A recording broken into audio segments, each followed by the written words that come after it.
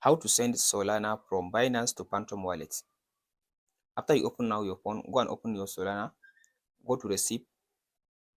So now copy the Solana wallet address. Now go to Binance. After you open Binance, go to assets.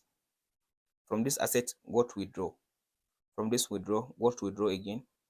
So in this option now, go and tap on this search and search for Sol like this. So now search for Sol, you can be able to see the Solana. Here is it now, tap on it. So from this option, send back crypto, tap on this option. So from this option, all you have to do now, long press your hand and paste in the address in this option.